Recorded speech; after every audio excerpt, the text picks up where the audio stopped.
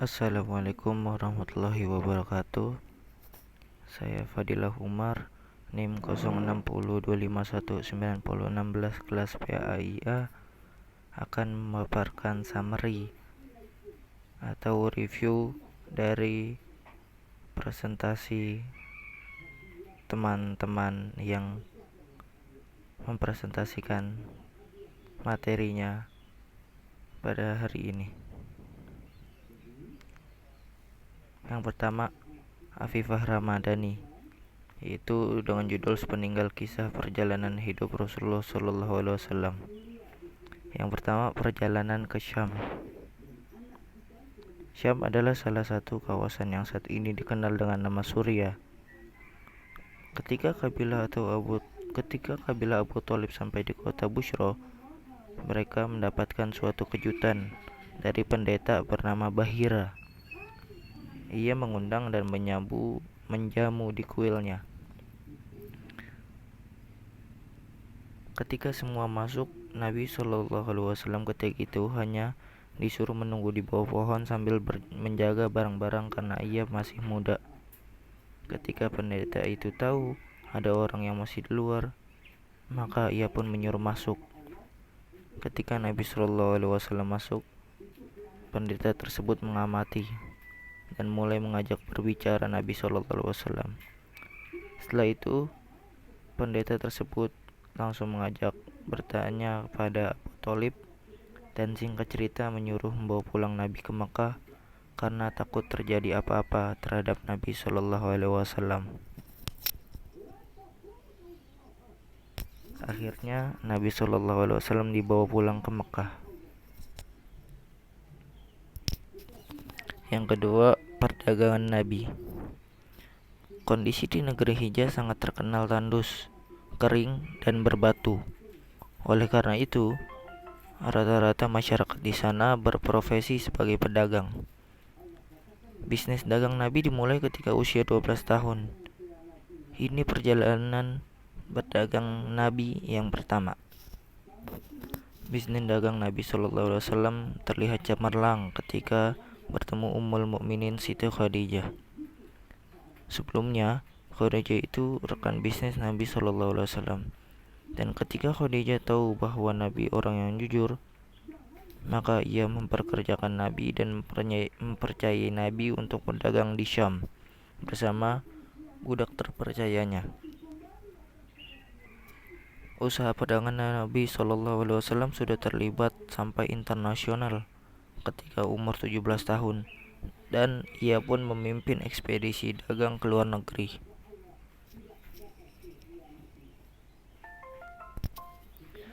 Selanjutnya, pernikahan Nabi SAW. Khadijah lahir di Mekah dari keluarga yang dihormati. Masyarakat mengenal Khadijah sebagai wanita yang pandai, bijaksana, dan rajin bersedekah. Dikisahkan setelah mengumpulkan banyak informasi, ternyata Khadijah menaruh hati pada Nabi SAW, dan orang kepercayaan Khadijah juga bercerita tentang keistimewaan Nabi SAW ketika berdagang di Syam. Khadijah bercerita kepada temannya tentang keinginannya menikah dengan Nabi SAW.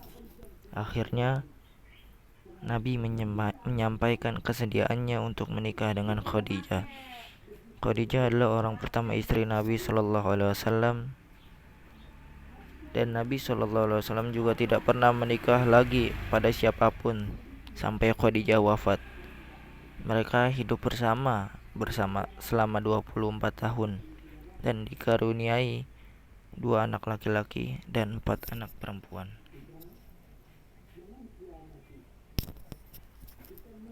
Selanjutnya, materi dari Adnan dengan judul genealogi atau nasab Rasul SAW dan kelahirannya. Nasab Nabi SAW kita ketahui adalah manusia yang terpelihara dari dosa dan berasal dari keturunan yang mulia.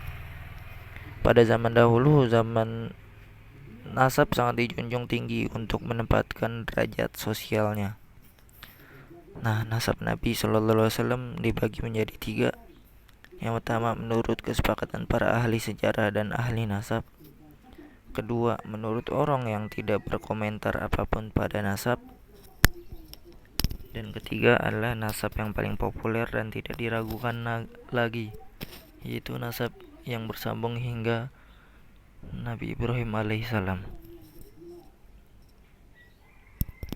Kedua, kelahiran Nabi Shallallahu Alaihi Wasallam. Setelah waktu kelahiran Nabi Shallallahu Alaihi Wasallam tiba, Aminah, ibu Nabi Shallallahu Alaihi Wasallam, segera mengirimkan utusannya untuk mengabarkan Abdul Muthalib di Mekah. Alangkah gembiranya ketika itu Abdul Muthalib mendengar cucunya telah lahir dan berjenis kelamin laki-laki, karena ia mengingat kepada anaknya yaitu Abdullah atau ayah Nabi Shallallahu Alaihi Wasallam. Lalu diberinya nama Muhammad. Pada hari ke-7, Abdul Muthalib segera meminta untuk disembelihkan unta untuk mengundang orang Quraisy untuk mengetahui bahwa ia memberi nama Muhammad, yaitu dengan keinginannya agar cucunya menjadi orang yang terpuji bagi Tuhan di langit dan makhluk-makhluknya di bumi. Selanjutnya, masa kecil Nabi Shallallahu Alaihi Wasallam. Tradisi bangsawan Arab pada waktu itu untuk menyerahkan anaknya pada wanita pedalaman untuk disusui agar terhindar dari penyakit yang biasa menyebar di perkotaan, dan juga agar fisiknya kuat dan terlatih berbahasa Arab sejak kecil.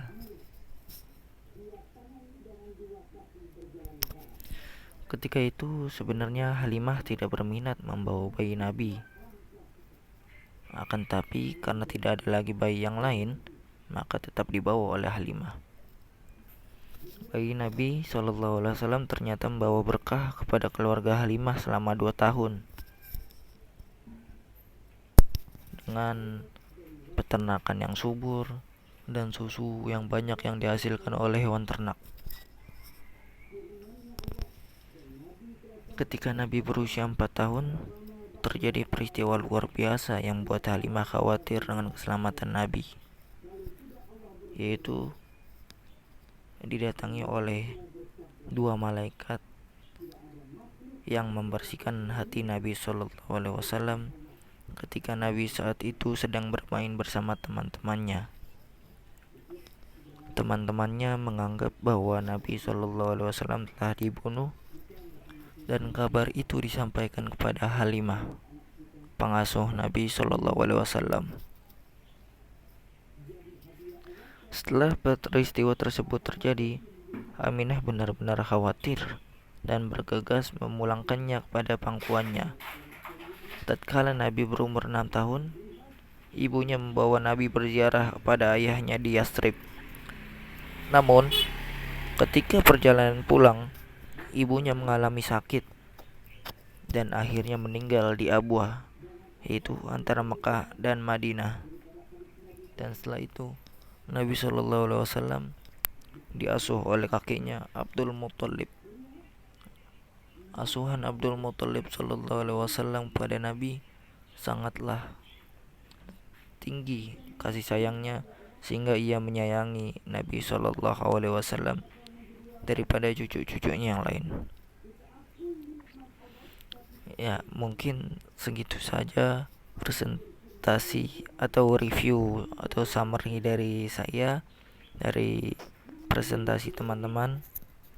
Kurang lebihnya mohon maaf. Terima kasih. My God bless us and God bless Indonesia. Wassalamualaikum warahmatullahi wabarakatuh.